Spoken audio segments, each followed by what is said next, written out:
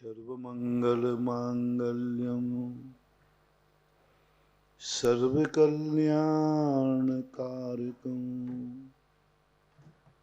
प्रधानं सर्वधर्माणां जैनं जयतु शासनं जैनं जयतु शासनं जैनं जयतु शासनं।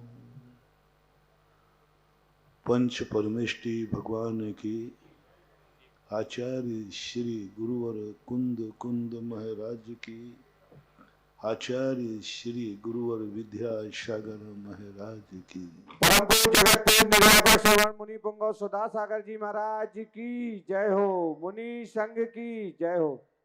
सभी श्रेष्ठी लोग आए और परम पूज्य आचार्य परिवार का चित्रनाम और दीप जन का पुण्यार्जन करें। अनादिकाल से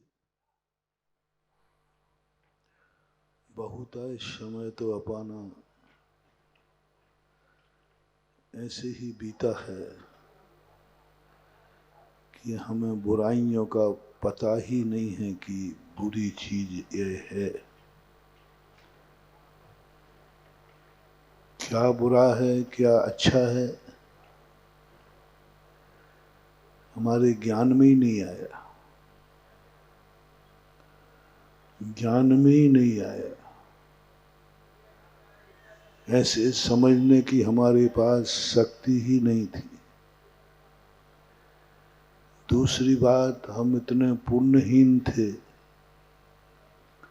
कोई हमें बताने वाला भी नहीं था, सम्मूर्छन थे।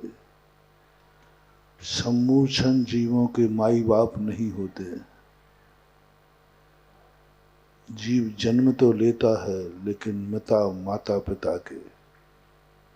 अनंत काल अनंत जीव,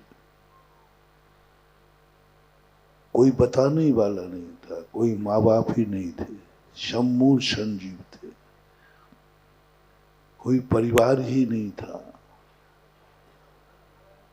कोई हितैषी नहीं था, स्वयं में समझ थी नहीं। बड़ी मुश्किल से कभी समझ आई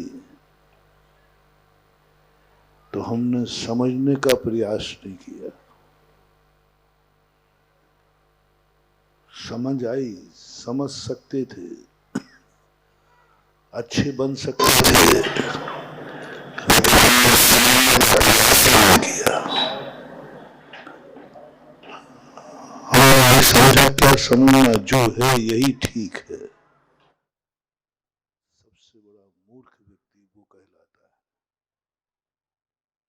उसकी अपेक्षा जिसको कभी अपनी जिंदगी में समझ ही नहीं, समझ ही नहीं सकता था, समझ ही नहीं थी, समझने की शक्ति नहीं थी, असंगी था। दूसरा बड़ा पापी वो है जिसे कोई समझाने वाला नहीं था। किसी ने तो नहीं कहा कि तुम गलत कर रहे हो, किसी ने तो नहीं समझाया कि गलत कर रहे हो। इतने पापी जीव हैं लोग दुनिया में, अपन भी अतीत में रहे हैं कि हमारे पापों को देखकर लोगों ने सोच लिया इसको समझाना बेकार है।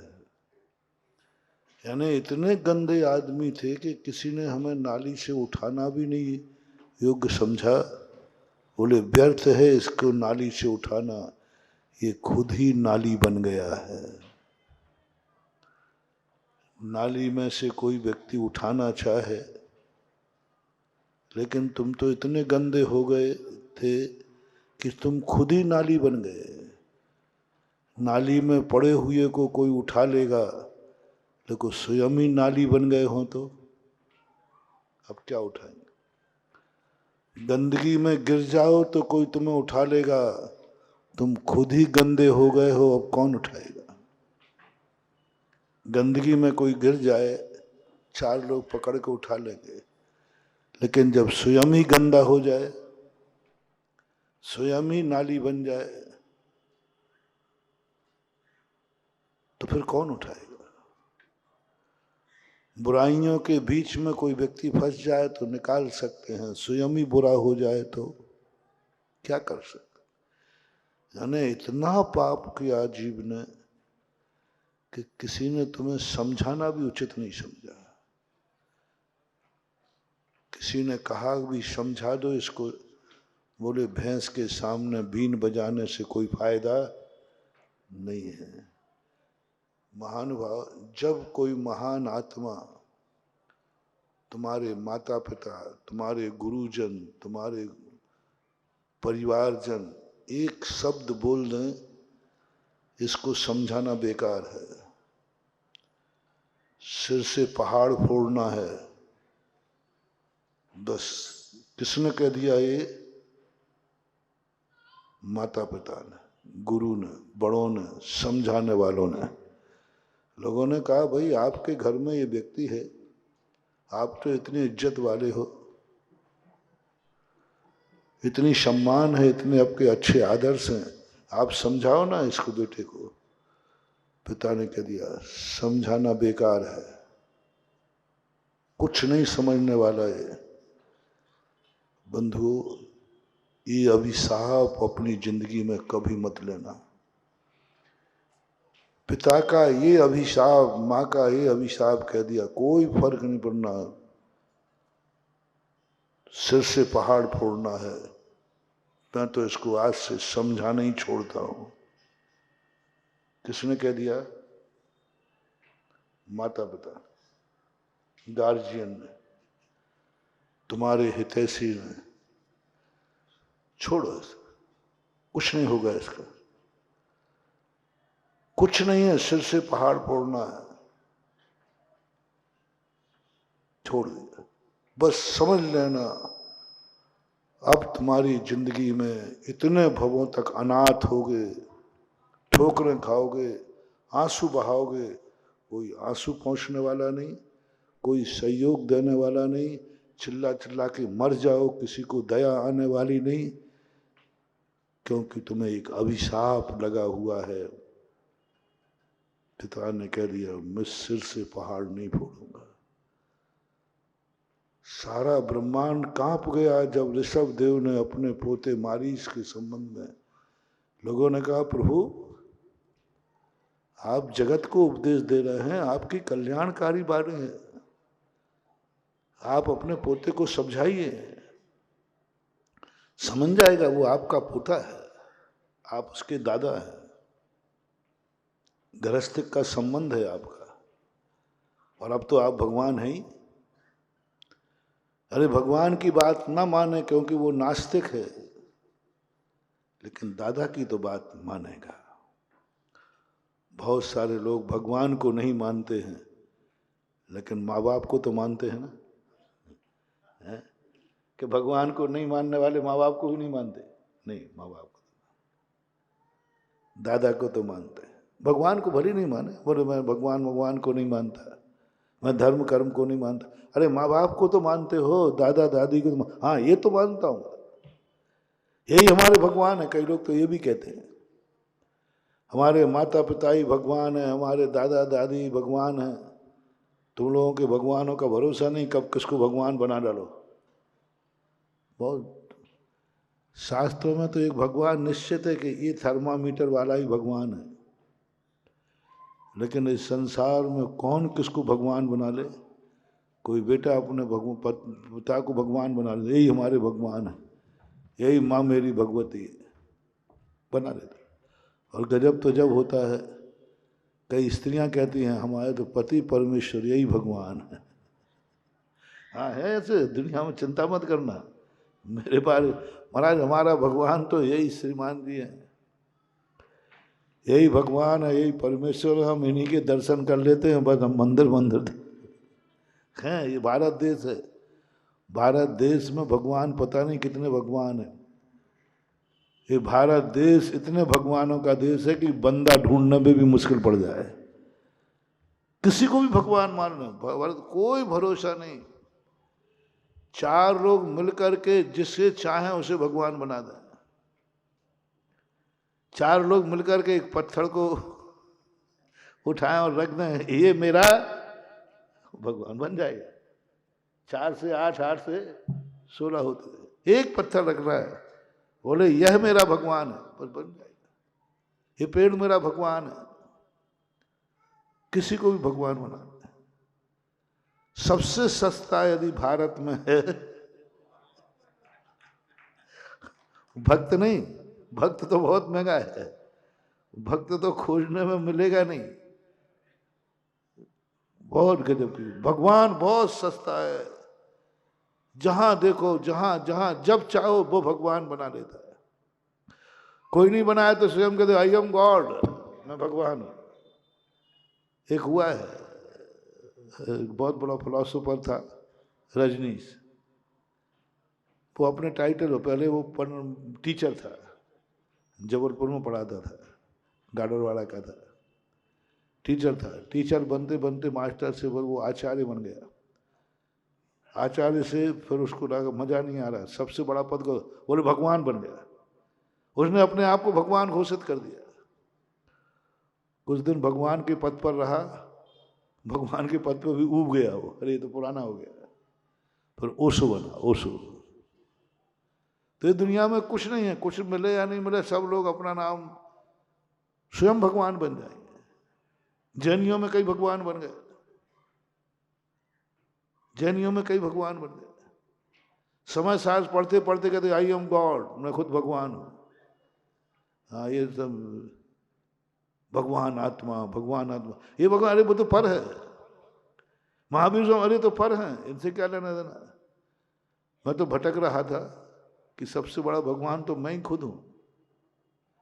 किसको भगवान मान रहा था कि महावीर स्वामी भगवान, राम जी भगवान, हनुमान जी भगवान, ये सब भगवान। अरे भगवान तो मैं खुद हूं।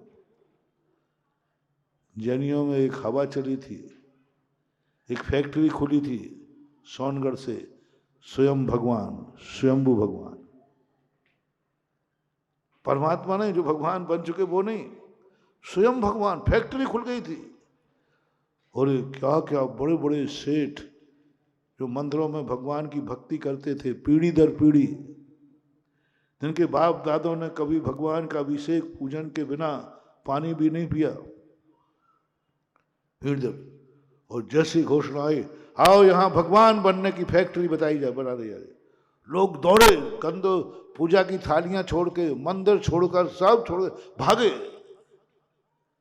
भगवान बनने की फैक्ट्री, भगवान बनने की फैक्ट्री, भगवान बनने की फैक्ट्री। आओ मैं तुम्हें भगवान बनाता हूं। भगवान तो छोड़ो, भगवान ही नहीं बन पाए। ऐसी कोई फैक्ट्री है कि जिसमें से भगवान निकल आए? भगवान तपस्या से बनता है, भगवान अग्नि की तपस्या में से बनता है, साधना से बनता है। बहुत कुछ करना पड़ता है महानुभाव भगवान बनने के लिए, बहुत कुछ। अग्नि की भी अग्नि परीक्षा होती है, ऐसे नहीं भगवान बन जाते। फैक्ट्री खोल रखी, आओ तुम्हें भगवान बनाता हूं। वो एक बार सुनाया था ना, कभी वो महानुभाव, मैं भारत के सब जैन सबसे कहना चाहूंगा, 2 व्यक्तियों की आवाजें कभी मत सुनना।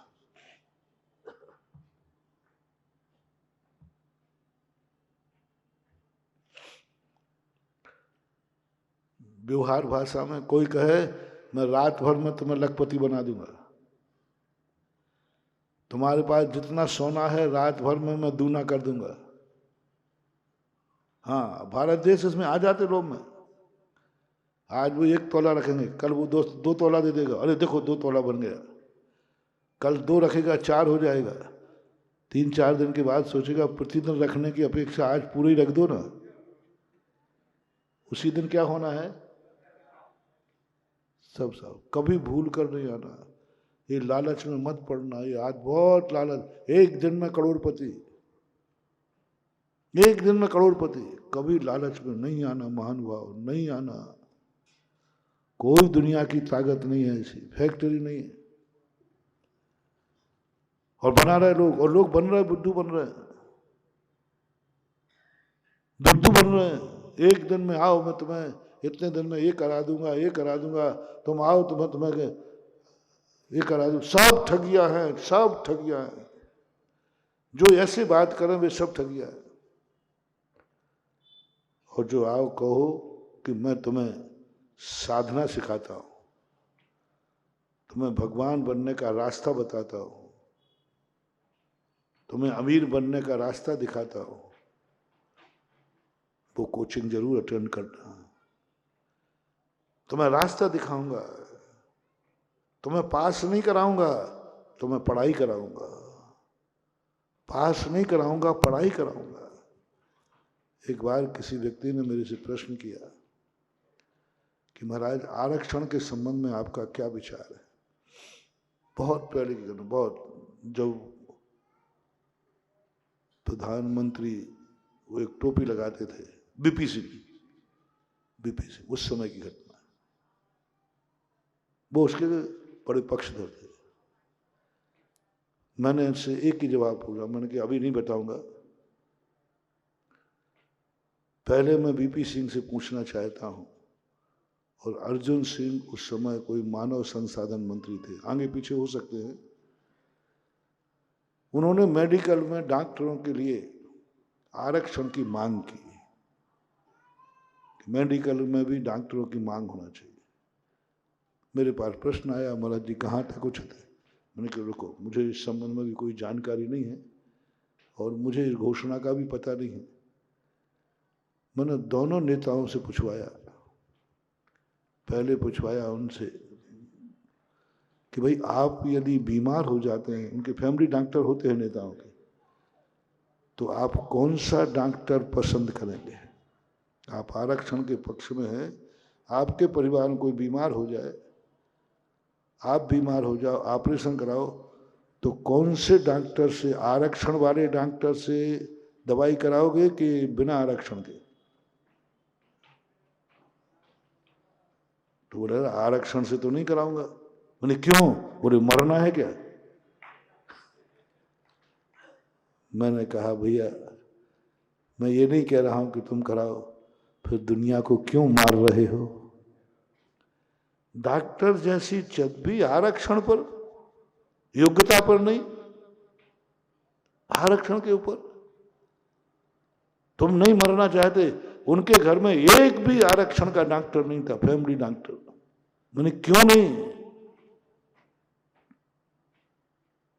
फिर मैंने बीपी सिंह से पूछवाया। मैंने कहा यदि जिसके तुम पक्षधर हो, तुम नियम ले लो, हमारे यहाँ उसी स्कूल में पढ़ेंगे जहाँ आरक्षण वाला मास्टर होगा, वही इंजीनियर नक्शा बनाएगा जो आरक्षण वाला होगा, सब तरफ वही कर लीजिए। जवाब आया ऐसा संभव नहीं है। तो फिर क्या क्यों रहे हो। बोले नेतागिरी है।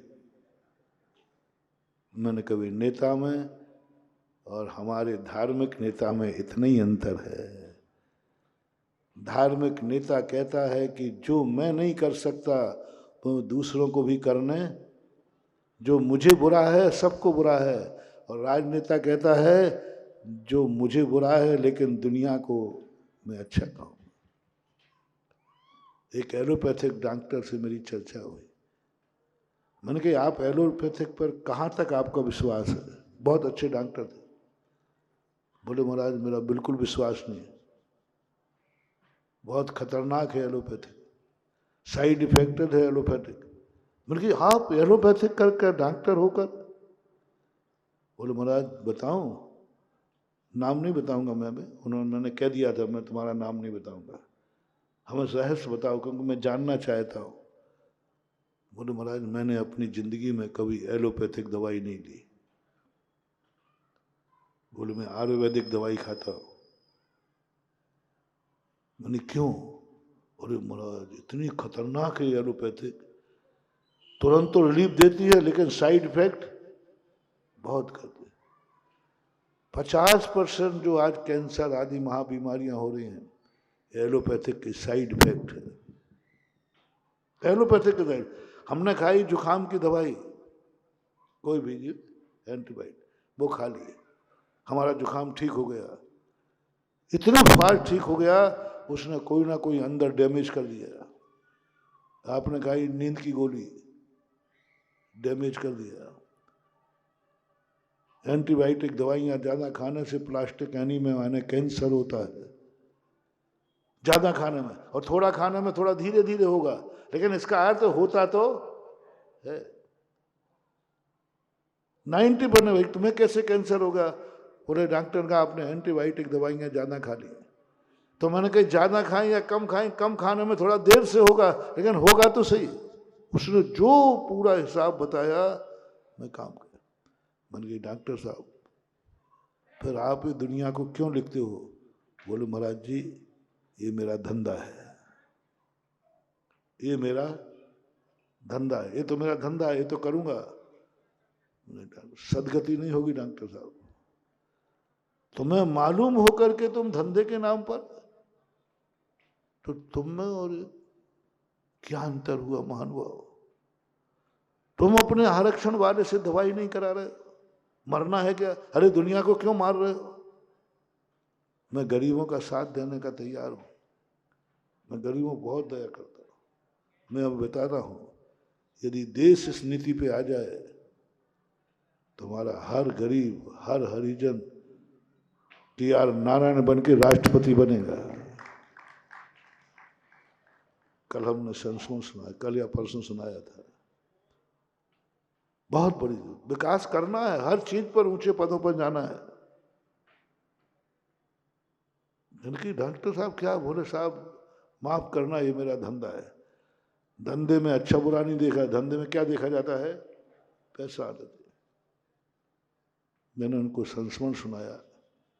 मैंने कहा डॉक्टर साहब एक बात बोलना, आप पढ़े लिखे हैं, आप लोगों को भी समझा रहा हूँ, आप लोग भी बहुत सारे कार्य स्वयं नहीं करते, लेकिन धंधे के नाम पर कुछ भी बेचोगे, स्वयं नहीं खाओगे, स्वयं वो कपड़ा नहीं पहनोगे, धंधे के नाम पर बेचोगे, स्वयं वो किराने में वो चीज नहीं खाओगे, दुनिया को बेचोगे, नकली घी स्वयं नहीं खाओगे, दूसरे को बेचोगे। कितनी नकली चीजें हैं तुम बाजार में बेचते हो, लेकिन स्वयं नहीं खाते, क्योंकि तुम्हें मालूम है कि ये नकली है। गुटखा खाने वाले कई मालिक ऐसे देखे जो गुटखा नहीं खाते। मैंने क्यों नहीं खाते? आप तो बेचते हो। बोले मरना है क्या महाराज? क्या बोल रहा है? गुटखा खाने रहा, मरना है क्या? अरे मैंने कही दुनिया को क्यों मार रहे हो? बोले महाराज ये मेरा धंधा है। बोलो भारत में क्या विश्व में कितने % लोग हैं जो गलत वस्तु स्वयं को उपयोग में नहीं लाते, लेकिन गलत वस्तु बेचते? हर चीज में देख लो, कपड़े में देख लो, यदि कपड़ा गलत है, नकली है, स्वयं नहीं पहनेंगे, लेकिन बेचने की बारी आएगी तो बेचेंगे। मंडी में देख लो, ऐसा अनाज जो गंदा है वो खाएंगे नहीं, लेकिन बेचेंगे। किराने की दुकान पर देख लो, नकली बाजार का जो घी होता है ना, 400 रुपया में मिलता है। एक घी की दुकान वाला व्यापारी था, जैनी था, वो कहता महाराज जी मुझे असली घी चाहिए। तो मैंने तुम्हारे यहाँ तो असली घी वाली कहलाते हो, ललितपुर में भी घी वाले कहलाते हो, और कहीं भी है घी वाले कहलाते, तुम तो घी पहनते हो। और महाराज जी आप, महाराज ने थोड़ा हमारी धंधे पर आप ध्यान ना जाए,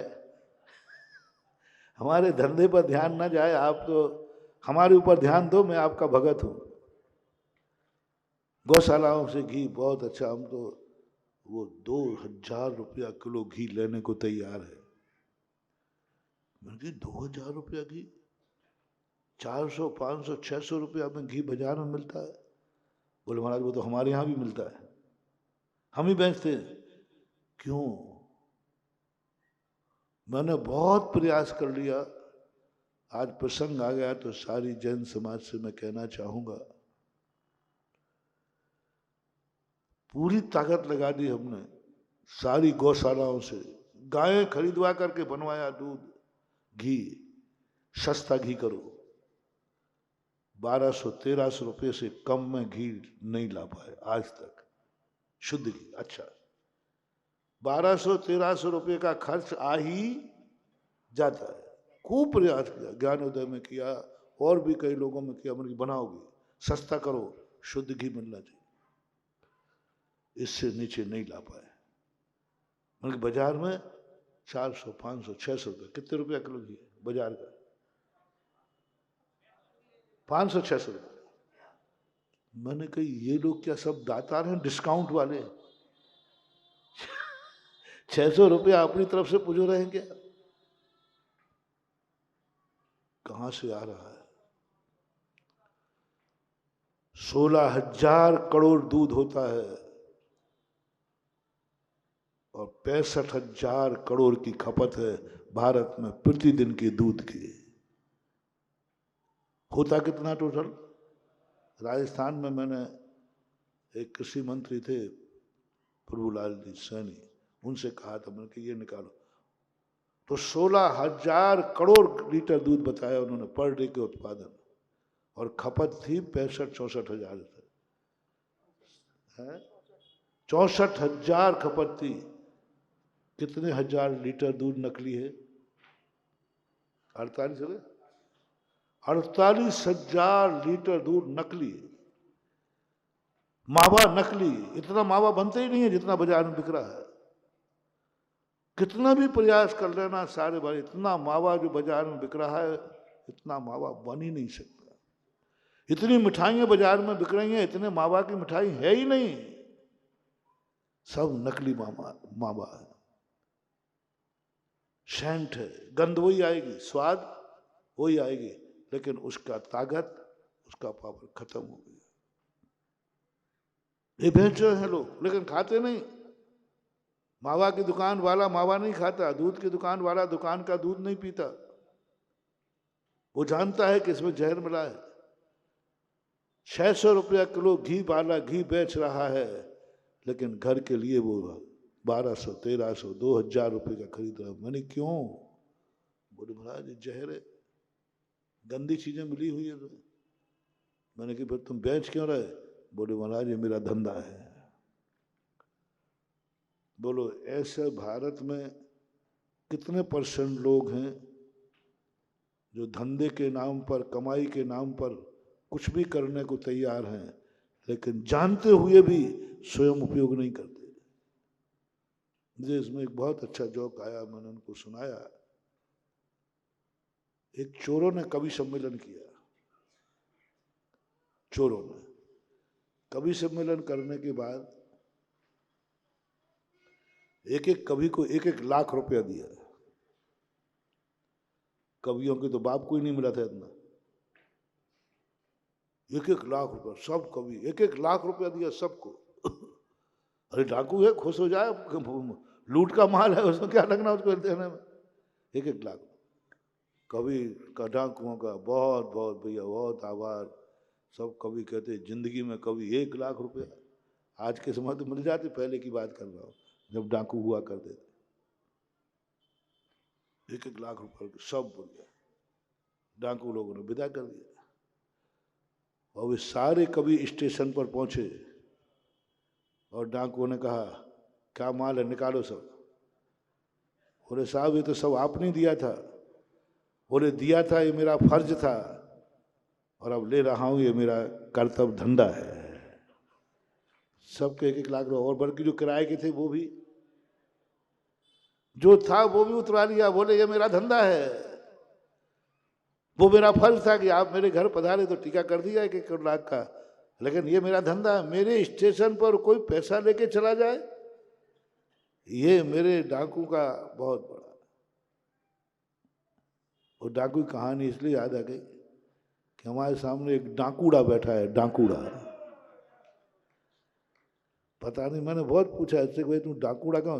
मैंने कोई ना कोई बाप दादा ने कोई बड़ा डाका डाला होगा, वो तो डाकूड़ा। डाकूड़ा डाकूड़ा राजस्थान बोले डाका डालने वाला। आचार्य ज्ञान सागर महाराज है ना, आचार्य श्री के गुरु, उनके गांव का है राणोडी का।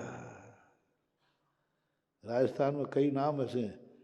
शक्कर चोर बनिए की दुकान, नाम ही रखा उसने, चोर बनिया, शक्कर चोर की दुकान, तो ये नाम है। तो उन्होंने कह दिया मैंने कहा साहब उन्होंने ठीक किया कि गलत किया है? 1-1 लाख रुपए का टीका तो किया और स्टेशन पर जाके सब, तो महाराज ये डाकुओं ने गलत किया।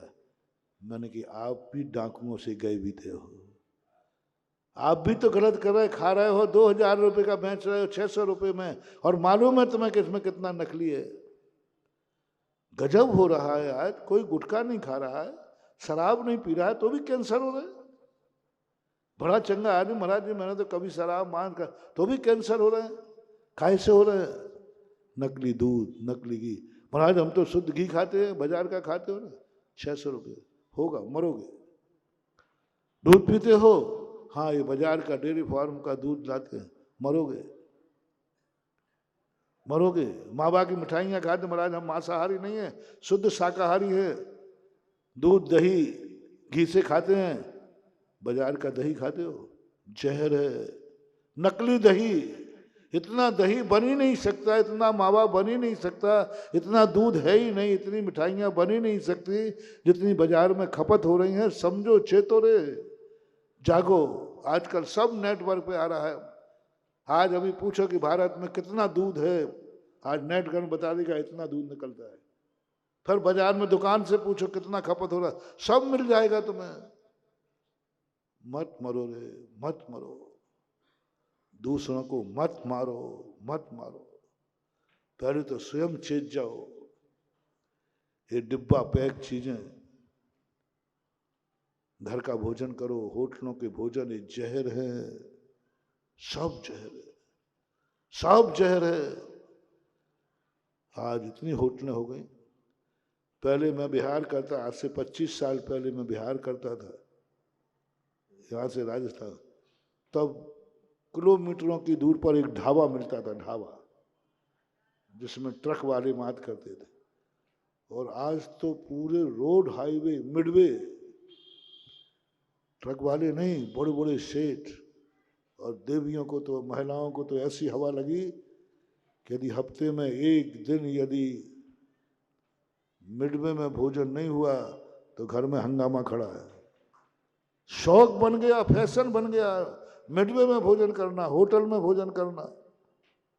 और ये कान खोल के सुनो, घर में किसी महिला के रहते हुए परिवार यदि होटल में भोजन करता है तो ये महिला की जिंदगी में सबसे बड़ा अभिशाप है। उसकी जिंदगी में कभी भी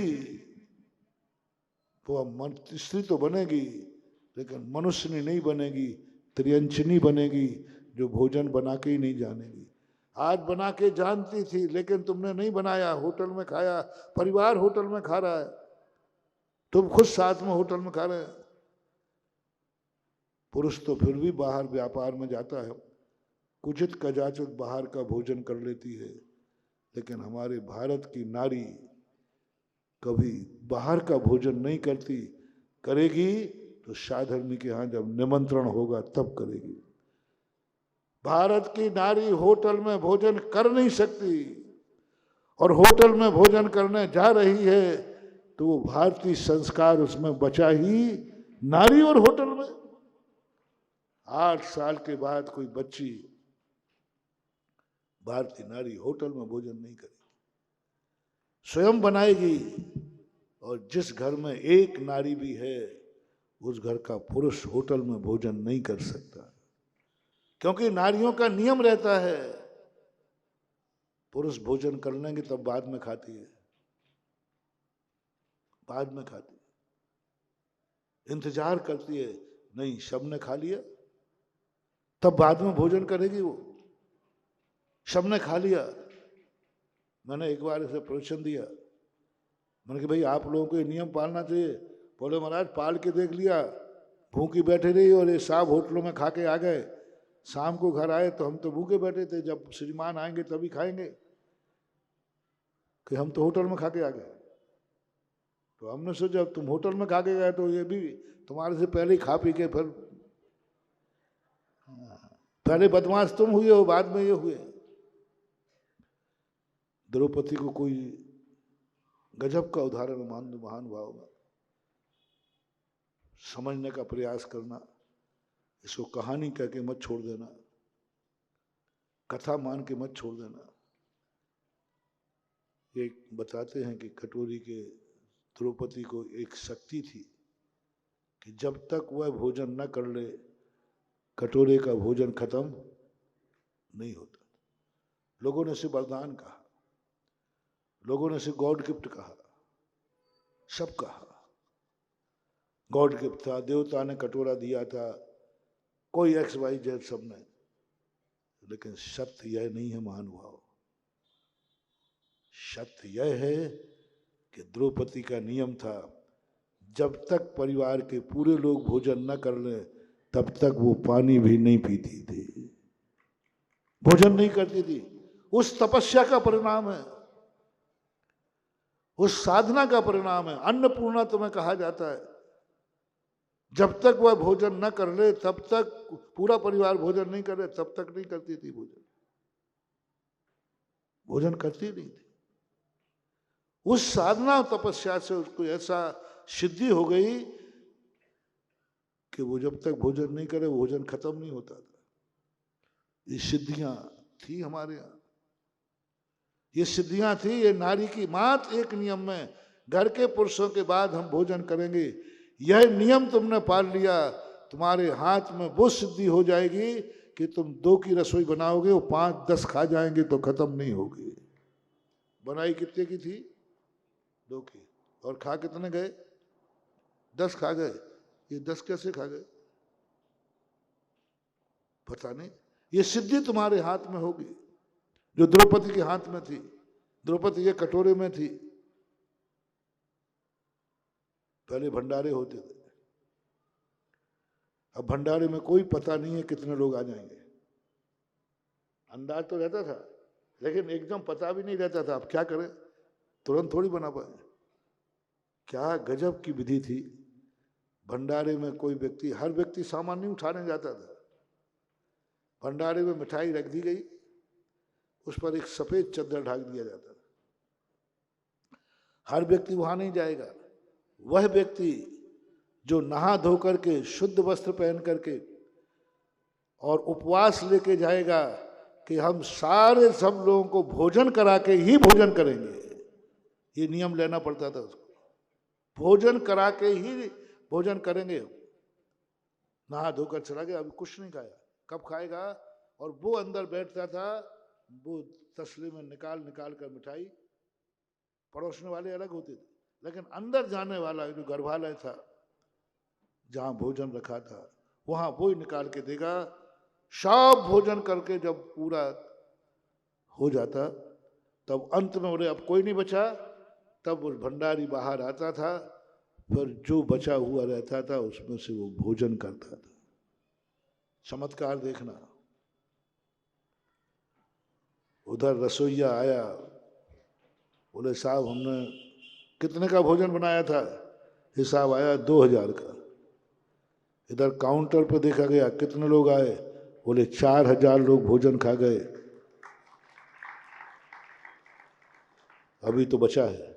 चद्दर उठा के देखो, चद्दर उठा के देखा तो अभी तो बचा है। और 2000 मिठाई बनाने वाला कहता मैंने तो 2000 की इतनी शक्कर गलाई, इतना आटा था, इतना बेसन था, ये 4000 कैसे खा गए?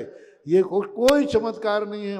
उस व्यक्ति का चमत्कार है जो भूखा रह करके सबको खिला रहा है, हम सबसे बाद में खाएंगे, बस उसका चमत्कार। सबसे बाद में खाएंगे, ये उसका अतिशय है। इस अतिशय को हमने और डेवलप किया आपके जैन श्रावकों में। मुनि महाराज जहां आहार कर जाते हैं,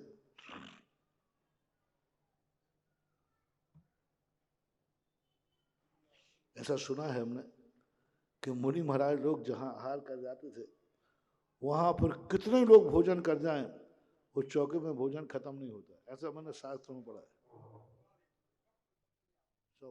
यहां तक कहा मुनिराज के आहार होने पर पूरी कटक चक्रवर्ती की सेना भोजन कर जाए तो भी वह भोजन खत्म नहीं होता। अक्षीण महालय नाम की निधि, महानस नाम की निधि होती है। अक्षीण मुनिराज ने, उन्होंने कुछ नहीं लिया। ऋषभदेव ने 3 अंजलि जल लिया, गन्ने का रस, और वो इतना जल हो गया कि पूरे हस्तिनापुर ने पिया। थोड़ा सा मुनिराज तो कितना हार लेते हैं, पर उनके लेने मात्र से उनका भोजनालय इतना बड़ा हो गया कि सब खाए जा रहे हैं, खत्म ही नहीं हो रहा है। मैंने कहा ऐसा क्यों? मुनिराज जी कोई जादू करके आते होंगे? नहीं। कुछ सिद्धियां होगी? नहीं। खोजते खोजते हमें एक मिला कि शास्त्रों में लिखा है सच्चा श्रावक मुनि को आहार दिए बिना भोजन नहीं करता। मुनि को दे आहार फिर निज करें आहार। पहले मुनि को उसने नियम लिया, जब तक हमारे महाराजों का आहार नहीं होगा हम अन्न जल ग्रहण नहीं करें। और जिंदगी भर का नियम है, जो मुनिराजों की आहार की बिना नियत है, मुनिराज कभी भी नहीं खाते, उनका वो नियम है, इतने घंटे के अंदर भोजन मिलेगा तो लेंगे, नहीं तो उपवास कर लेते, वो नियम है। मैं उस बेला के पहले भोजन नहीं करूंगा। मुनि महाराजों के जो आहार करने का समय है उससे पहले मैं पानी भी नहीं पीऊंगा। मुनिराज यदि नगर में हैं तो हम उनके आहार होने के बाद ही भोजन करेंगे। ये जो नियम श्रावकों का रहता था, ये उसका चमत्कार है कि अक्षय भोजनालय बन गया, अन्नपूर्णा, उसका चमत्कार। तीनों जगह लगाना, चौके में भी लगाना, भंडारे में भी लगाना और द्रौपदी में भी लगाना।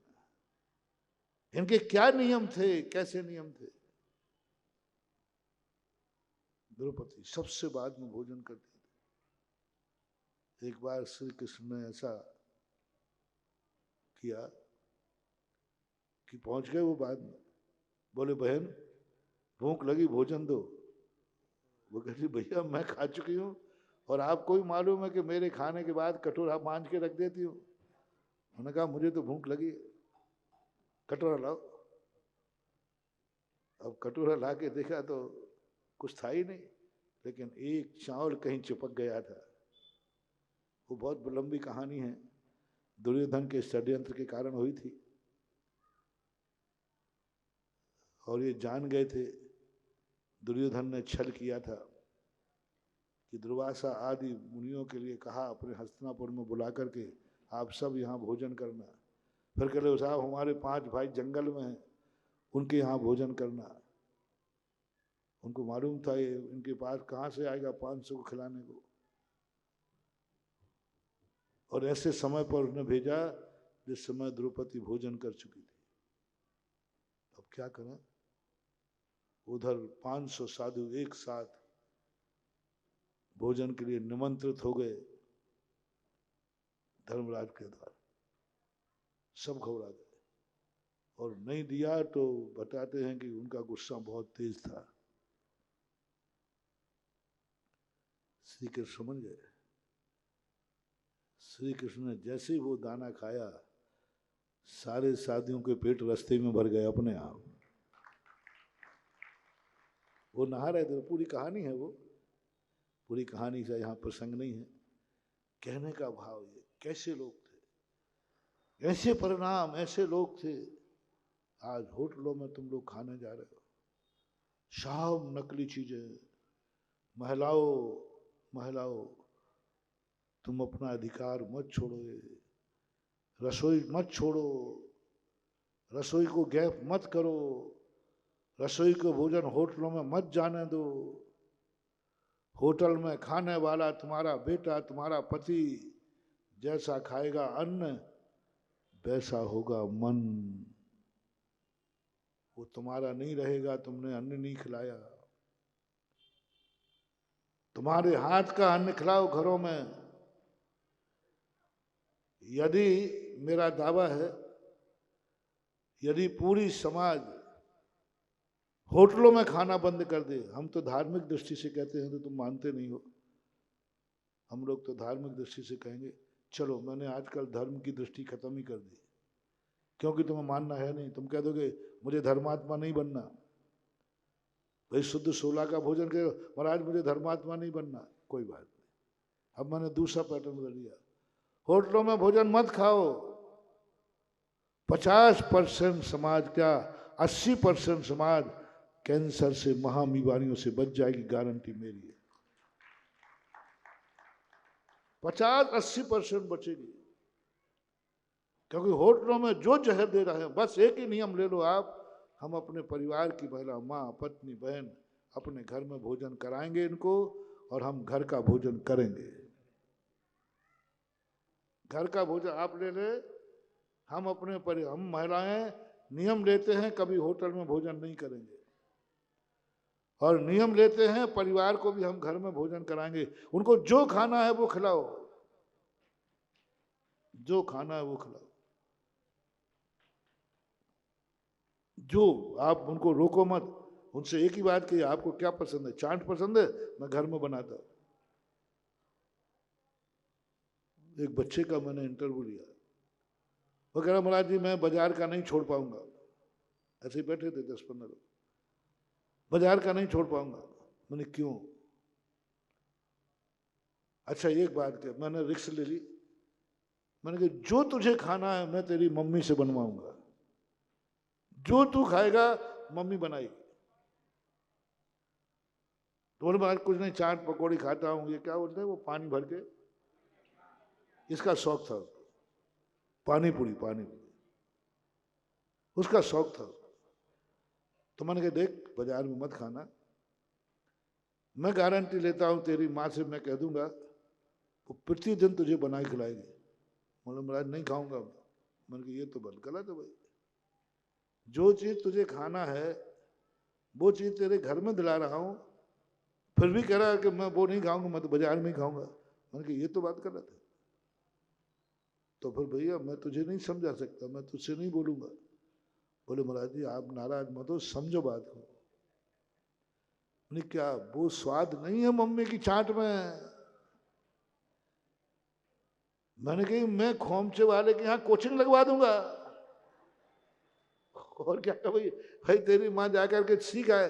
बोले महाराज वो नहीं बना पाएगी, नहीं बना पाएगी। मैंने क्यों?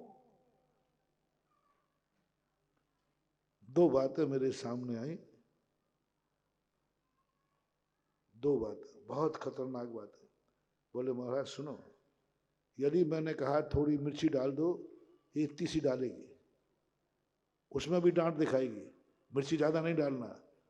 और खोमचे वाले से कहो इतनी सी क्या होगा, ये पकड़ मर तो मर, भाड़ में जाए तो मेरा क्या जा रहा है। माँ टोकती है और वो टोकता। दूसरी बात जो पता चली, वो कचौड़ी में एक बूंद तेजाब डालता था। राजस्थान की घटना है, लाइन लगा के बिकती थी। सारे लोगों ने पूरा प्रयास कर लिया, लेकिन उस जैसी कचौड़ी नहीं बना पाया। बस कुछ नहीं, किसी को कल्पना भी नहीं थी।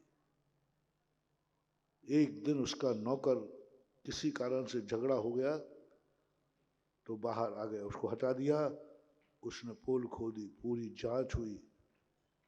तेजाब का जो जायका था, जायका, उस जायके के कारण से, अब महानुभाव बोलो कौन माँ तुम्हें तेजाब डाल सकेगी? और बिना उसके, और लोगों के अंदर 15-20 साल तक उसका काम चला। किडनियां खराब, पेट खराब, सब खराब। लोग समझ नहीं पा रहे थे कि कारण क्या है। डॉक्टर फेल हो रहे कि इनकी किडनी लीवर फेल कैसे हो रहा है।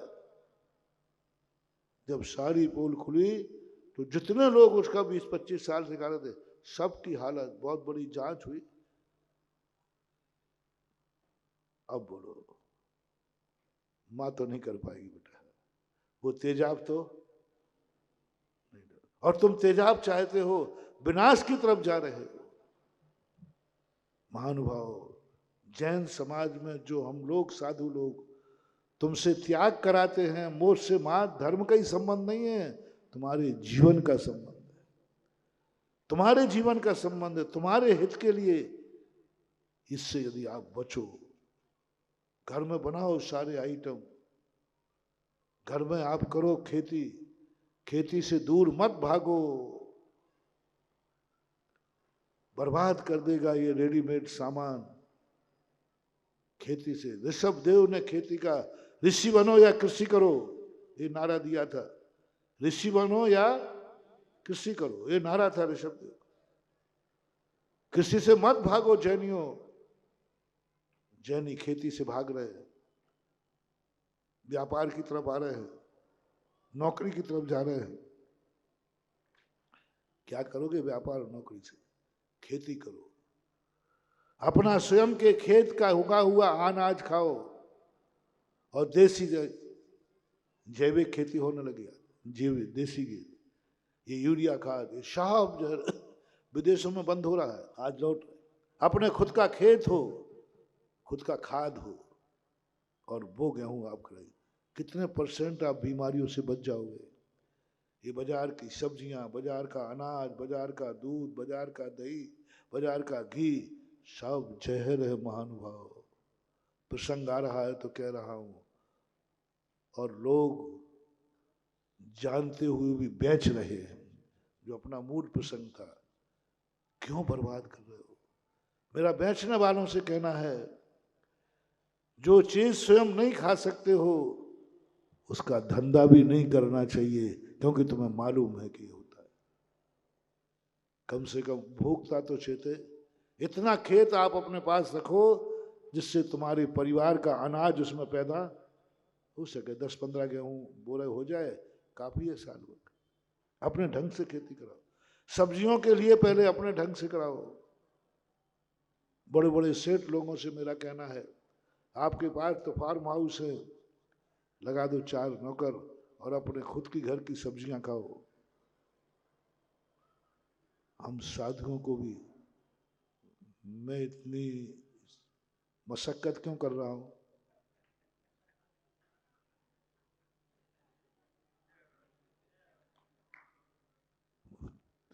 तुम घर का अनाज खाओगे, तुम घर की सब्जी खाओगे, तो हमें भी वही सब्जी मिल जाएगी बाजार की, तो तुम बचो है बचो, है ना। अब तुम बाजार की खाओगे तो साधु को कौन सी दोगे? तुम अशुद्ध अनाज खाओगे तो साधु को कौन सा देगे? तुम घर की सब्जी और घर का अनाज खाओगे तो तुम्हें एक साधु को जिंदा रखने का पुण्य मिलेगा। एक साधु को जिंदा रखने, क्योंकि साधु को भी शुद्ध देगा। अब तुम बाजार का खाओगे तो साधु तो इतना पूछ नहीं सकता, एक साधु की हत्या का दोष तुम्हें लगेगा। यदि इन केमिकल्स की सामान, केमिकल्स डाले हुए सामान से एक साधु को कुछ हो गया तो ये हत्या का दोष तुम्हारे लिए लगेगा। जिन्होंने बनाया है विज्ञान को, उनको तो लगेगा, लेकिन तुम्हारे ऊपर तो विश्वास किया था। तुमने तो बोला था कि मन शुद्धि, वचन शुद्धि, काय शुद्धि, आहार जल, तुम्हारे ऊपर विश्वास किया था। तुमने तो कहा था महाराज आहार जल शुद्ध है, सब्जी शुद्ध है, पानी शुद्ध है, सब कुछ शुद्ध ही शुद्ध है, और क्या दे दिया। हर व्यक्ति महानुभाव, अभी पूज्य गुरुदेव ने यह नारा दिया था, हर जैनी को एक गाय पालना है। घर की गाय का दूध लो, बाजार की गाय का नहीं। 48,000 करोड़, कितने कहा था अभी हमने? 64,000 करोड़, 48,000 करोड़ लीटर तुम्हारे घरों में जा रहा है। बच्चों को पिला दे। घर में गाय रखो, भैंस रखो, उसका मावा बनाओ, उसकी मिठाई बनाओ। बाजार की 1 किलो मिठाई खाने की अपेक्षा घर की 100 ग्राम मिठाई भी पावरफुल होगी, शक्ति देगी। दूध दही घी खाने वालों को कैंसर, अरे दूध दही घी छाछ पीने वालों के तो कैंसर दूर भाग जाते। और आज दूध दही घी मावा खाने वालों को कैंसर हो रहा है, बीमारियां हो रही। क्यों? वो दूध है ही नहीं। तुम नहीं कर सकते हो। घरों में आजकल फ्लैट सिस्टम है, फ्लैट सिस्टम है, आपके मकानों में गाय नहीं रह सकती। तो मेरा कहना है, सारे मोहल्ले वाले, सारे नगर वाले एक प्लाट खरीदो और उसमें गायों को रखो, गौशाला बनाओ और पूरी समाज उस गायों का दूध पिए। ये मैंने शुरू किया है, अभी कहीं बिजोलिया में अभी शुरू किया है, कोटा के अंदर हुक्म काका के हॉस्टल के अंदर बच्चों को वही दूध घी देखा तो वो जल ही नहीं रहा है। जलेगा कैसा? उसमें तो पता नहीं क्या क्या मिला दिया गया। तब विकल्प आया कि ये बच्चे, नन्हे बच्चे पढ़ने आ रहे हैं, कोचिंग पढ़ने आ रहे हैं, सैकड़ों होटल हैं उसमें, मात्र एक दादाबाड़ी की होटल में सुनो तुम्हारे बच्चों को और कुछ सुविधा हो या नहीं हो, लेकिन सबसे बड़ी सुविधा है वहां बच्चों को घी, दूध, दही, छाछ खुद की गायों की मिलती है। छात्रावास में गायें रख दें, 80 गायें हैं, और पूरा दूध जाकर के, और छात्रावास, बच्चे बच्चियों की छात्रावास है, 200-250 बच्चे हैं, सब बच्चों को घी, दूध, दही वहां शुद्ध मिलता है, और गायों को भी वो खिलाया जाता है। बाजार में घूमने वाली गाय नहीं, खूंटे पे बंद करके खाती है। तो ऐसा नहीं कर सकते हो तो गौशालाएं खोलो, दूध वाली गौशालाएं खोलो, स्वयं खाओ और दूसरे हैं। और लेने वालों से मेरा कहना है, महानुभाव, ओ बनिया लोगो, ओ बनिया लोगो, 600 रुपए का घी मत खरीदो, वो 1400-1300 रुपए का घी खरीदो। तुम इधर घी में बचाओगे, उधर जिंदगी चली जाएगी। इधर घी में बचाओगे, कैंसर की बीमारी में चली जाएगी। कितना बचा पाओगे भैया? और उधर कैंसर हो गया तो अनाथ अलग हो गए, परिवार अलग बर्बाद होगा, पैसा बर्बाद होगा। हो ही नहीं सकता 600 रुपए में घी शुद्ध। मूर्ख बनाया जा रहा है। तुम जाओ उन गौशालाओं में, गौशालाओं को बढ़ावा दो, 2 काम हो जाएंगे, गाय की रक्षा भी हो जाएगी और तुम्हारा जीवन भी हो जाएगा। एक काम में देख टिकट में तो गाय की सुरक्षा भी होगी और तुम्हारा जीवन भी बचेगा, और भारत की संस्कृति अमर रहेगी। भारत देश में वो बीमारियां मत फैलने दो जो अमेरिका और रूस में फैल रही हैं। हमारा भारत देश वो था, सारी बीमारियां विदेशों में फैलती थी, भारत में कोई बीमारी नहीं फैलती थी। और कोरोना का जो मजहर ढाया गया, आप देख लीजिए, जब से ज्यादा विदेश से अमेरिका में इसका सत्यानाश हुआ, सबसे कम भारत में प्रयोग हुआ, क्योंकि भारत में अभी भी शुद्धता है बॉडी में। सारे विज्ञान को कहा भारत की बॉडी में अपने आप शुद्धा ही इन बीमारियों को, सबको कोरोना हुआ है, ऐसा भारत में कोई नहीं बचा जिसको कोरोना नहीं हुआ हो। बस उसके शरीर की क्षमता ऐसी थी कि वो उसको, क्यों क्षमता थी? क्योंकि आज भी हमारा भारत देश कृषि प्रधान देश, आज भी हमारे भारत के घरों में, गांव में लोग होटलों में भोजन नहीं करते, घर में भोजन करते। आज भी हमारे भारत में गांव में बाजार का घी नहीं खाते, घर का खाते हैं। 1 किलो नहीं खाते, 100 ग्राम खाते। क्या कहा? चुपड़ लेते थोड़ा, तुम थोड़ा तल के खाते हो, वो चुपड़ के खाते हैं तो भी आज बच गए। वो अपने खेतों की सब्जियां खाते हैं, नहीं खाते, ज्यादा दाल रोटी खा लेते हैं। बाजारों की केमिकल से युक्त सब्जियां गांव में नहीं है। कोरोना किन के लिए था? गरीबों के लिए नहीं, गांव में नहीं, ये अमीरों की बीमारी थी, जो घर का नहीं बाजार का खाते हैं, उनकी बीमारी थी, और हुआ उनको, देख लो।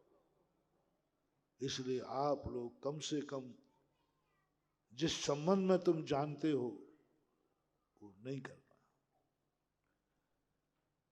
जितना तुम दवाइयों में खर्च कर रहे हो, इतना जिनके कारण ये बीमारी आ रही है उनका प्रोडक्शन में चालू कर दो, सब बीमारी दूर। आप लोग ये कपड़े पहन रहे हो, क्या है इनमें? केमिकल पड़ा हुआ है, केमिकल पड़े हुए हैं।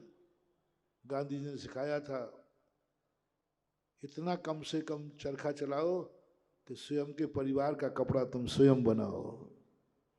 पूज्य आचार्य महाराज ने कोई धंधा नहीं खोल रखा है, हथकरघा, तुम्हारी जिंदगी बचाने के लिए हथकरघा खोला है। हथकरघा के वस्त्र पहनो, सूती वस्त्र, देसी वस्त्र है।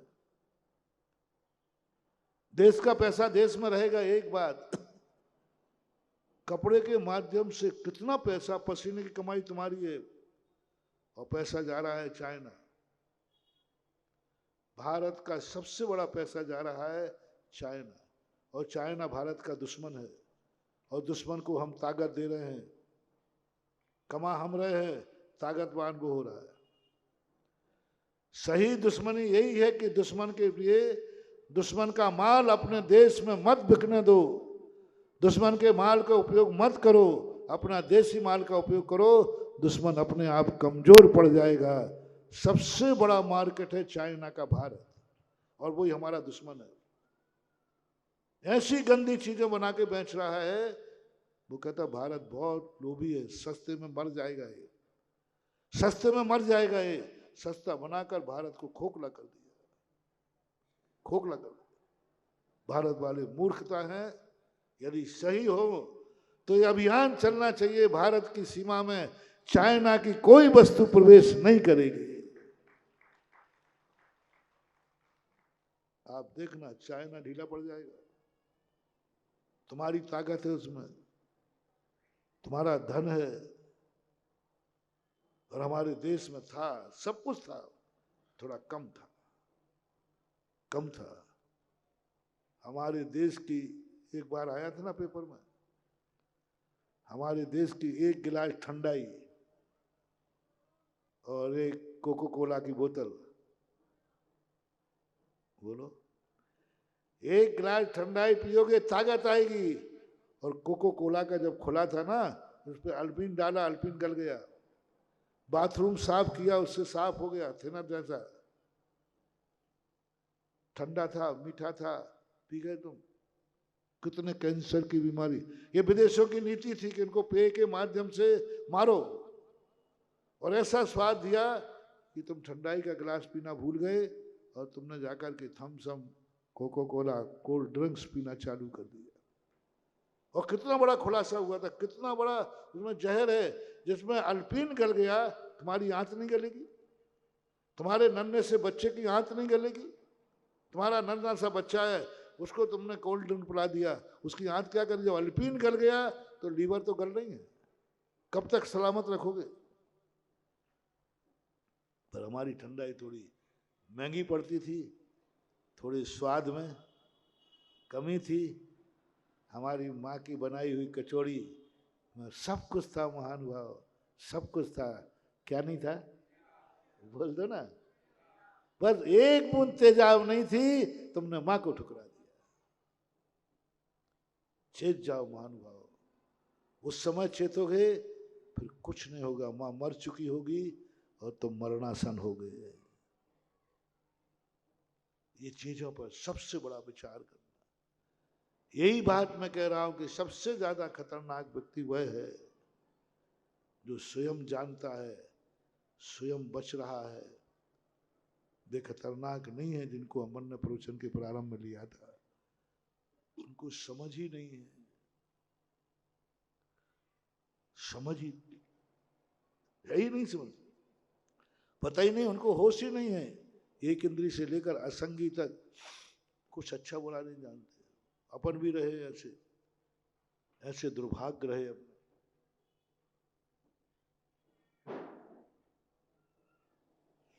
स्वयं को समझने की क्षमता थी नहीं, समझ ही नहीं सकते थे अच्छा क्या बुरा क्या। दूसरे वो लोग हैं जिनकी चर्चा में कर रहा था, समझने नहीं चाहते। समझ सकते हैं लेकिन समझना, सुधर सकते हैं लेकिन सुधरना नहीं चाहते। सुधरना ही नहीं, हमें समझना ही नहीं है, बात क्या करें भाई। समझ तो लो, मत करना, महाराज समझना ही नहीं है, बात खत्म। इनके पाप कर्म का उदय तो नहीं है, लेकिन संसार के सबसे बड़े पापी है। उस व्यक्ति का भविष्य उज्जवल हो सकता है जिसको समझ ही नहीं है, जिसको समझ ही नहीं है अच्छा क्या बुरा क्या, उसका कल्याण हो जाएगा, चेत जाएगा। समझ ही नहीं उसमें। सबसे बड़ा खतरनाक जीव कौन है? जो समझ सकता है लेकिन समझना ही नहीं चाहता। समझ सकता है, समझना नहीं चाहता। तीसरा व्यक्ति पुण्यहीन कौन है? जो समझना चाहता है लेकिन समझाने वाला नहीं है। समझना चाहता है लेकिन कोई समझाने वाला है ही नहीं, कोई नहीं समझाने वाला। सम्मूर्छन है, माँ बाप है नहीं, कोई समझाने वाला नहीं। ऐसा देश है जहाँ साधु संत नहीं, नीति न्याय नहीं, पशु पर्याय की योनि है। पशु समझना चाहता है, उनको कोई समझाने वाला नहीं है, समझाने वाला नहीं। ये तीन व्यक्ति सबसे ज्यादा पापी कहलाते हैं। इनका भविष्य अंधकारमय है। इससे और एक बड़ा है, जिसमें अब आप लोग आओगे, तुम समझ सकते हो और तुम्हारे सामने समझाने वाला है, फिर भी नहीं समझना चाहते, ये और निकृष्ट है।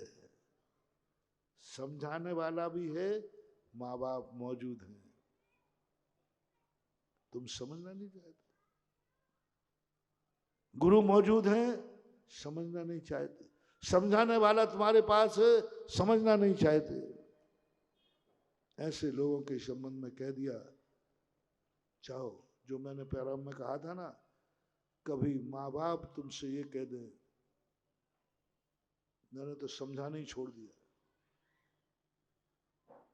व्यर्थ है समझाना, सिर से पहाड़ फोड़ना है, भैंस के सामने बीन निकाल बजाना है, समझ जाना महानुभाव, अब तुम्हारी बर्बादी। उसी दिन से तुम्हारा बुरा दिन चालू, डाउनफॉल चालू। क्योंकि किसने कहा है?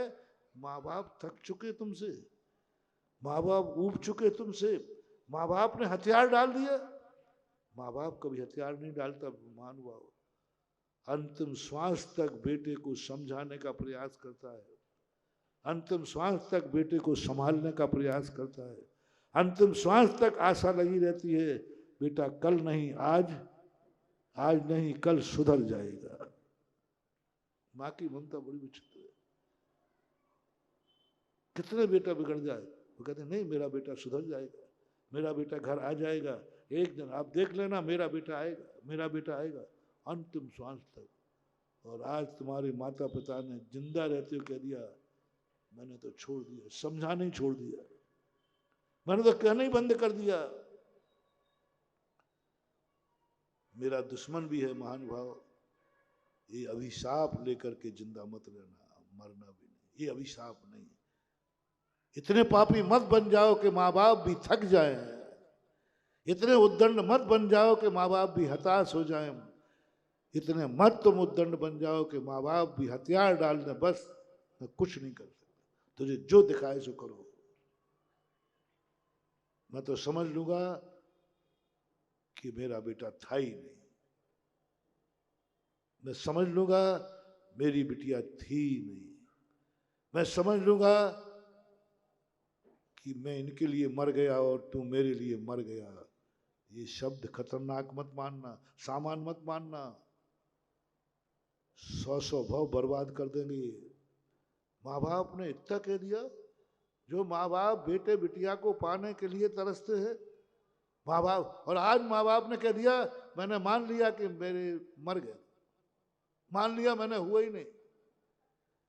यदि माँ बाप ने इतना भाव कर लिया, 100 भाव तक तुम सम्मूर्छनों में जन्म लोगे, नपुंसकों में जन्म लोगे, हिजड़ों में जन्म लोगे, पशुओं में जन्म लोगे, एक अभिशाप का। समझाने वाला थक गया, हताश हो गया, उसके लिए भेजा था गॉड ने कि जाओ मैं एक बच्चा भेज रहा हूं, एक बच्ची भेज रहा हूं, तुम्हें उसे संभालना है। प्रकृति का एक बहुत बड़ा वरदान है अच्छे बच्चों को, जो मैंने पहले कह दिया, जो गंदे बच्चे थे, गंदी आत्माएं थी, बुरी आत्माएं थी, उनको तो प्रकृति ने सम्मूर्छनों में जन्म लाया, उनके माँ बाप नहीं होते। बोले ये गंदा, बहुत गंदा आदमी है, बहुत गंदा आदमी है, इसके लिए कोई माँ बाप की जरूरत नहीं, ये तो मूर्ख आदमी है, ऐसे स्कूल भेजने से कोई जरूरत नहीं, टीचर की कोई जरूरत नहीं। कान खोल करके सुनो, आप सबका जन्म माँ बाप के द्वारा हुआ है, आप सबको माँ बाप मिले, आप सब जो भी मेरा प्रवचन सुन रहे हैं, सब माँ बाप के द्वारा जन्मे हो कि आकाश से टपके हो? जल्दी बोलो। सब माँ बाप मिले। गौर ने, प्रकृति ने क्या नियम बनाया? ये अच्छा जीव है, छटाई हुई वहां। गंदे जीवों को कहा इनको नपुंसक बना दो, हिजड़ा बना दो, इनको ऐसे डाल दो जहां माता पिता की जरूरत नहीं। कीड़े मकोड़ों को माता पिता की जरूरत नहीं होती। कीड़े मकोड़े चींटे जहां भी जन्म जाते हैं, गंदे लोग कहा इनको वहां डाल दो, ये पापी जीव है, बुराई में जन्मे हैं, बुराई में रहेंगे, बुरे बुरे ही रहेंगे, इनको कुछ नहीं फर्क पड़ता, जाओ डालो इनको। ओहो महानुभाव, तुम्हें छांटा गया, छांटा गया। ये अच्छे जीव हैं, अच्छे इंसान हैं, इनको जन्म से टीचर दो, जन्म से ही संभालने वाले को दो। ये पुण्यात्मा जीव है, जन्म जन्म का पुण्य जीव है, पवित्र जीव है। ये बिगड़ नहीं जाए संसार में जाकर, ये काजल की कोठरी में बिगड़ नहीं जाए, ये संसार के दलदल में फंस नहीं जाए। इनके साथ ही जन्म से ही माता पिता दे दो, संभालने वाला दे दो, समझाने वाला दे दो।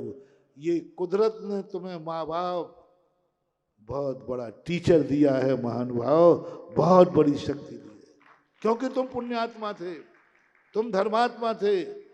कुदरत से सौंपा हुआ मास्टर की अवहेलना मत करना। कुदरत से सौंपा हुआ मास्टर है, इसको तुम सम्मान करना और नियम ले लो। मेरी जिंदगी मैं वही करूंगा जो कुदरत ने मुझे माँ बाप दिए हैं, वो जो कहेंगे मैं वही जिंदगी जीऊंगा, क्योंकि तुम्हें कुदरत से दी है। कुदरत कहेगी तुम्हें मैंने इतना अच्छा मान करके दो दो टीचर दिए थे, माँ दी थी, पिता दी थी, तुम्हें संभालने के लिए दिया था, ये तो बहुत अच्छे आदमी, ये दोनों तुम्हें मिलके संभालेंगे, तुम्हें गलत नहीं होने देंगे, गलत नहीं करने देंगे। और आज तुमसे वो थक गए हैं, आज वो तुमसे थक गए हैं, आज वो कह रहे हैं कि नहीं हम, मेरे बस की बात नहीं है, मैं नहीं समझा सकता। आदिनाथ मारी से थके थे महानुभाव, महावीर पुराण पढ़ लेना। जैन दर्शन के आदिनाथ तीर्थंकर का बेटा, पोता, बेटे का बेटा, कितना पुण्यात्मा था, कितना धर्मात्मा था, लेकिन बस आदिनाथ थक गए, भरत चक्रवर्ती थक गए। इतना उद्दंड, इतना उद्दंड, कोई बात मानने को तैयार नहीं। आदिनाथ ने कहा भाई मैं तो थक गया, पोता है तो क्या हुआ, जा, मैं आज से तुझे छोड़ता हूं, मैं नहीं समझाऊंगा, मैं सिर से पहाड़ नहीं फोड़ूंगा। भरत चक्रवर्ती पिताश्री ने और दादाजी ने बस मन में ये भाव आया, मैं नहीं समझा सकता, भैंस के सामने बीन बनाने क्या फायदा। यानी दादाजी ने पोते को इतना समझ लिया कि कितने ही समझा उसको कोई फर्क पड़ने वाला नहीं। दादाजी का इतना बोलना हुआ, और देखो इतना बड़ा पुण्यात्मा मर करके कहाँ गया, 8 करोड़ बार गधा बना, गधा। कितने बार? 8 करोड़ बार गधा। तीर्थंकर जैसे जगत को समझाने वाले, जगत के पालनहारे, जगत को रास्ता दिखाने वाले, जगत के अंधेरा मिटाने वाले थक गए, जिनका काम ही ये था कि जगत को अंधेरा दूर करो, जगत को रास्ता दिखाओ, जगत को समझाओ, जगत को समझाने के लिए जिनका अवतार हुआ हो, वो भी थक गए। उन्होंने भी कह दिया मेरे बस की बात नहीं है। बस ये जो अभिशाप था, 8 करोड़ बार गधा बना। महानुभाव, बहुत करुणा दया करके कह रहा हूं, तुम्हें जो माता पिता मिले हैं, इनकी शिक्षा, इनके संस्कारों को, इनको थकने मत देना, थकने मत देना। ठीक है कभी गलत हो जाए, थकने मत देना, कहीं मम्मी पापा ये ना कह दें मैं तो थक गया, बस ये शब्द मन ना। मारी जैसा व्यक्ति 8 करोड़ बार गधा बना, तुम 800 बार करोड़ बार बनो तो कोई बड़ी बात नहीं है। आज से ही सब लोगों को एक नियम लेना है, तुम्हारा गार्जियन तुमसे थक तो नहीं गया, तुम्हारे आचरणों से बोर तो नहीं हो गया, तुम्हारे आचरणों से अब तुम्हारे लिए कुछ कहना मौन तो नहीं हो गया। एक गलती करना, परीक्षा लेना, मैं बताता हूं, गलती करना मम्मी पापा के साथ और वो देख करके भी मौन रह जाए, ऐसा मुंह कर लें, समझ लेना अगली पर्याय तुम्हारी गधे की है। क्यों? मैंने पापा के सामने गलती की, वो पापा ने कुछ नहीं बोला, कुछ नहीं बोला। इसका अर्थ है पापा थक चुके हैं, पापा थक चुके हैं, इसलिए उन्होंने मौन ले लिया। तुझे जो करना हो सो कर, मैं कुछ नहीं। मौन रहते, कई घरों के माता पिता मौन बैठे, उनके सामने बेटा बेटिया सब गलते कार्य कर लेते थे, माता बोलते, बोले क्या बोल, समझ लेना कि अगली पर्याय गधे की है। किसी कुमार के यहाँ गधे को दोस्त बना लो, उससे प्रैक्टिस कर लो, क्योंकि तुमने माँ बाप इतना गधे, इतने मूर्ख हो गए कि माँ बाप को थका दिया। सावधान, कहीं तुम्हारा गुरु तो नहीं थक गया। कितना समझाऊं, थक गया, कोई मतलब नहीं है, थक गया,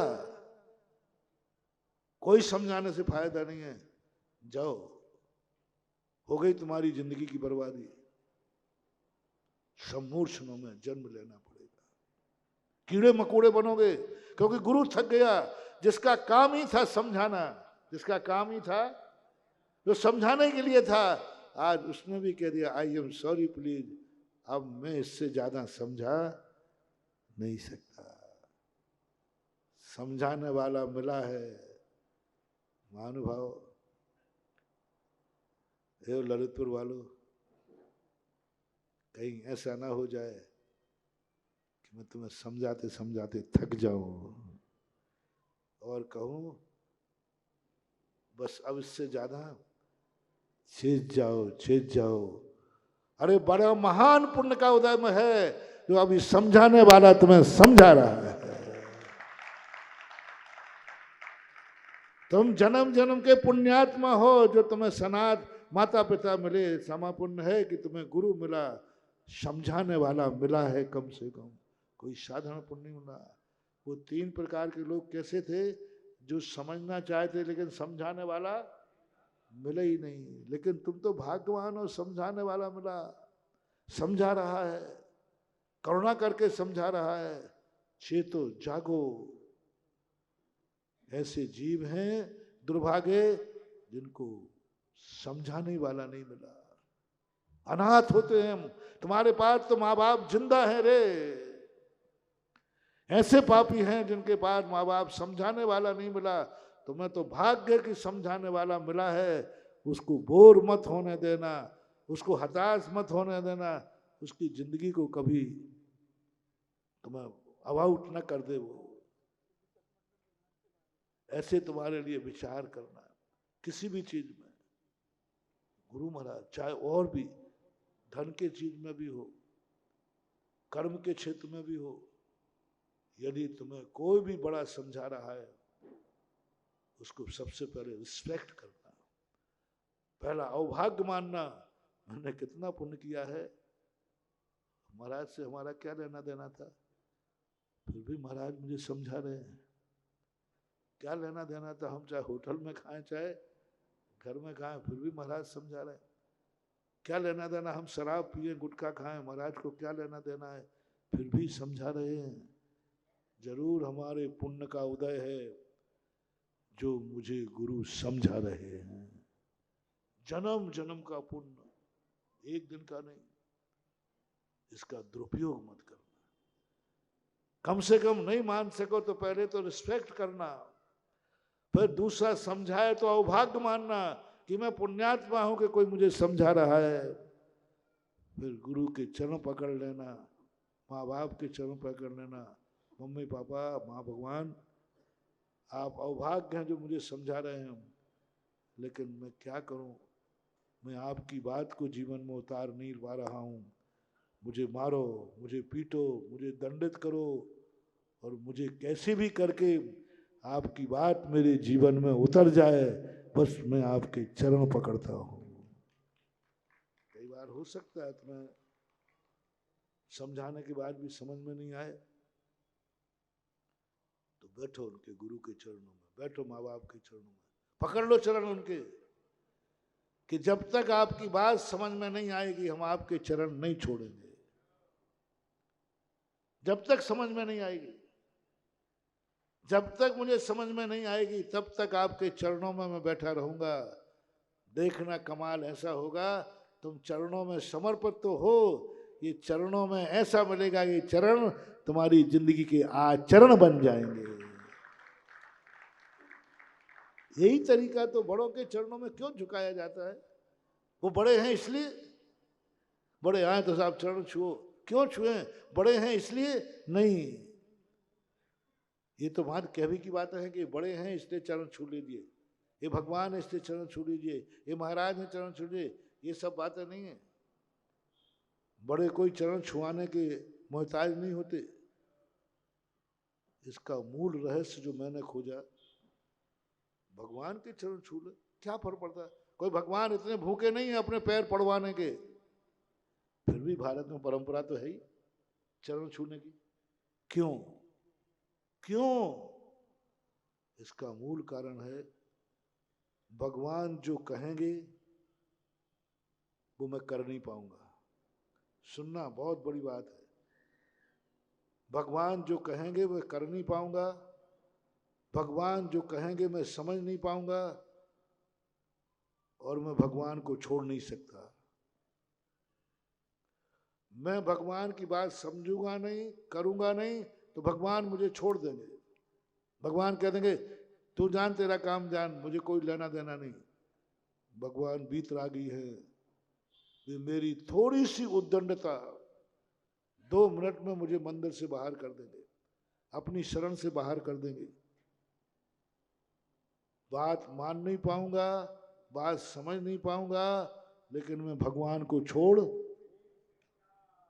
छोड़ पाऊंगा नहीं, समझ पाऊंगा नहीं, जो किया वो कर पाऊंगा नहीं। और मैंने किया नहीं और समझा नहीं तो भगवान मुझे छोड़ देंगे, और मैं भगवान को छोड़ना, ओह क्या सस्ती परंपरा निकाली। इसका एक ही तरीका है, चरणों में गिर पर, बस चरण पकड़ ले, चरण पकड़ ले। वो लाते मारे तो मारने दे, ठुकराए तो ठुकराने दे, बस मैं चरण छोड़ने वाला नहीं हूं। थोड़ी देर पड़े रहो चरणों में। उन चरणों में से एक चमत्कार निकलेगा। वे चरण तुम्हारे लिए भगवान की बात मानने के लिए समर्थ कर देंगे, तुम्हें आचरण आ जाए। यही गुरु के चरणों का है। कितनी बात तुम मान पाओगे? नहीं मान पाते हैं तो कहा नहीं मान पा रहे हो, गुरु को छोड़ना तो नहीं है, नहीं। गुरु को बोर तो नहीं करना, नहीं, तो बस तू चरण पकड़ ले। माँ बाप की बात नहीं मान पा रहा है, बस चरण पकड़ के रो पड़, मम्मी पापा आप मैंने कितने पुण्य किए कि आप मेरी जिंदगी में हैं, मेरे कितने पुण्य के आप समझा रहे हैं, लेकिन मेरी पापी की खोपड़ी में कुछ समझ में नहीं आ रहा है। निंदा करना शुरू करो, आप मेरे पुण्य से मिले, समझा रहे हैं, लेकिन मैं बुद्धिहीन, मैं पापी, फिर भी नहीं समझ पा रहा हूं। चरण पकड़ के, मम्मी पापा के चरण पकड़ के रो पड़ो। जब माँ बाप की बात तुम्हें नहीं मान पाओ, जो उन्होंने कहा नहीं कर पाओ, उद्दंड मत बनना, रो पड़ना चरण पकड़ करके, रो पड़ना चरण पकड़। माँ बाप इतने कठोर नहीं है कि तुझे लात मार के ठुकरा दे। जैसे तू रोते हुए चरणों में गिरेगा, तैसे ओहो माता पिता का प्यारा हाथ तेरे सिर पे जाएगा, और जैसे तेरे सिर पे जाएगा तेरी शक्तियां जागृत हो जाएंगी, और कहेगा नहीं मैं ये कर सकूंगा। ये है झुकाने का तरीका। चरणों में इसलिए नहीं झुकाना कि वो महान है, चरणों में इसलिए झुकना है कि उनका आचरण मेरी जिंदगी का आचरण बन जाए। इसलिए परंपरा होती है। समय आपका हो गया, ज़्यादा ही हो गया। इतने कह के अभी अपन और समझने का प्रयास करेंगे। महावीर भगवान